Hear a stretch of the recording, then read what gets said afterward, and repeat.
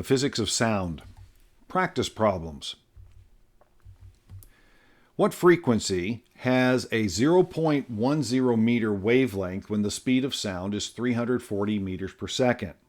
Well, the first thing we need to know is how is the speed of sound connected to wavelength and frequency.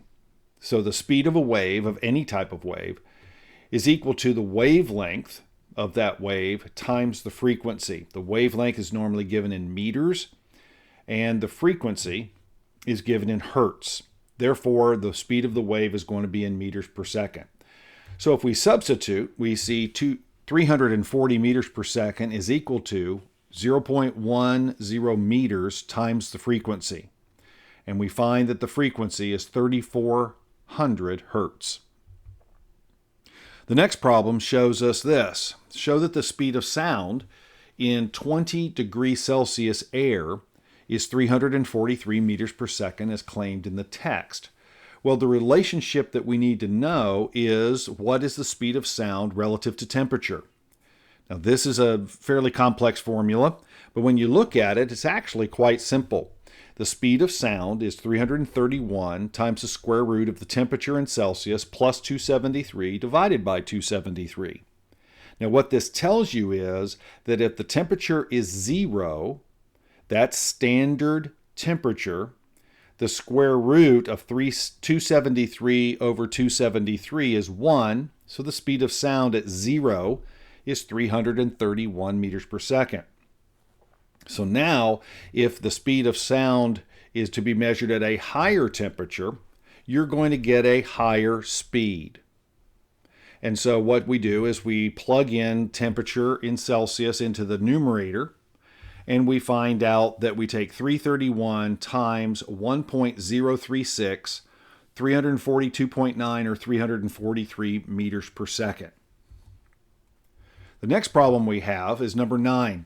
It says if a submarine's sonar can measure echo times with a precision of 0.01 seconds, what is the smallest difference in distances it can detect? It says assume that the submarine is in the ocean, not in fresh water.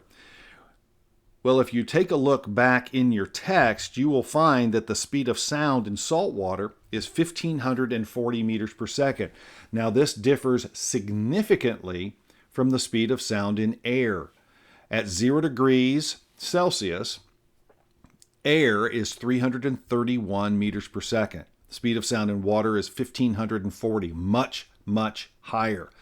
But if we have meters per second and then we have seconds, all we do is multiply those two together and we get 15.4 meters. That's the difference in the distances. Anywhere between 0 and 15.4 meters, they can't tell where the object is. If it's greater than 15.4 meters, they'll be able to see it on the sonar.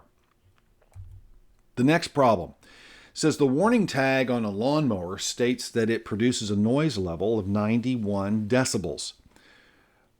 What is this in watts per meter squared? Now, watts per meter squared is identified as intensity. So we have to now look at the formula for that incorporates decibels with intensity. And we find that the known information is this formula. Decibels is equal to 10 times the logarithm of the ratio of the intensity and the threshold of hearing, which is I.O., is the original value for how such a small value for what our hearing can pick up. So we substitute 91 decibels in where the dB is, and then we end up trying to solve for I. So in mathematics, we divide both sides by 10, and we get 9.1 is equal to the log of I over I.O. Now, the inverse of logarithm is 10 to the x. So what we do is we take 10 to the 9.1 and 10 to the log base 10 of I over I.O. And as you can see here, 10 to the x is the inverse of log base 10, so that when we're done, we have 10 to the 9.1 is equal to I over I.O. Now the reason is the 10 to the log base 10 disappears. And so now we just have I over IO. We multiply both sides by IO, and we find out what the value of I is if IO is 1 times 10 to the negative 12th. We multiply that out, and we find the intensity is 0.00126 watts per square meter. Number 18. What is the decibel level of a sound that is twice as intense as a 90 decibel sound? Now, this can get kind of complicated, but I want you to think simplistically when you're solving this particular problem. If we take a look at our formula, decibels equal 10 log I over IO. Now, if the intensity is doubled, that means that fraction, I over IO, is twice as big. So if it's twice as big, you just replace the fraction with the number 2 and take the log and multiply it by 10. When you do that, you get a value of 3. So twice as intense is 93 decibels. Now that seems very odd, but remember, this is a logarithmic scale in base 10. So twice as big is 3 decibels. And you add that in, you get a value of 93 decibels. So we take a look at B. It says, what is the decibel level of a sound that is 1/5 as intense as a 90 decibel sound? Now, it's the same concept as A. The only difference is the number changes. So we use the same method, and instead of putting in a value of 2, we put in a value of 0.2. And we find out that you take a logarithm of 0.2, you get around -7 when you multiply that by 10. So you subtract 7 from 90, and you get 83 decibels. Number 27. Ear trumpets were never very common, but they did aid people with hearing losses by gathering sound over a large area and concentrating them in the smaller area of the eardrum. So think of a megaphone, the ones that are used at the football games by the cheerleaders. If you took that megaphone and you stuck it over your ear, it would have a large gathering area, and then it would reduce it down to the size of your ear.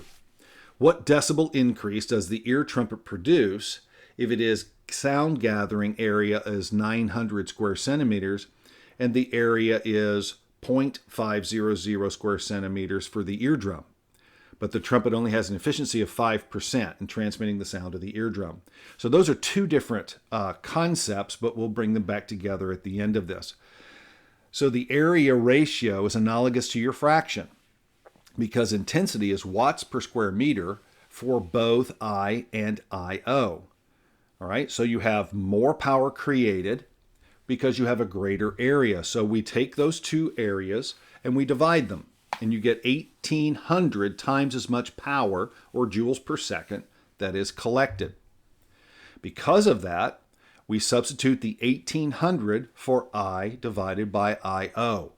And then we take the logarithm and then multiply it by 10, and we get 32.6 decibels. That sounds like a really good amplification of the sound. But only 5% of that gets translated down to the ear, so 5% efficiency. So we take the decibels times 5% efficiency. It says 1.67 decibels are added to the ear. It says, comment on the usefulness of the decibel increase found in Part A. The problem is the human ear usually needs about 3 decibels to notice any change. So these ear trumpets were not very effective.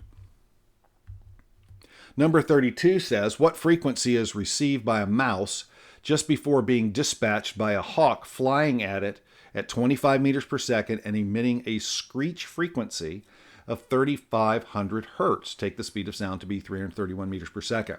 Now remember, this particular concept is associated with the Doppler effect. And the Doppler effect has a formula that says that the frequency that you hear, the frequency of the observer, which is the mouse in this case, is FOBS. The frequency of the source, which is the hawk, is 3,500 hertz. And then you have this ratio, the speed of sound, which is on top, 331 meters per second, And on the bottom, you take the 331 meters per second, you subtract the speed of the hawk because it's coming towards you. And it makes that fraction or ratio smaller. Or excuse me, it makes the denominator smaller, making the fraction bigger. So when something is coming towards you, you want a bigger fraction because the frequency is going to be higher. And we find out that the frequency is 3,786 hertz. I hope this has been helpful. This is Mr. Carroll.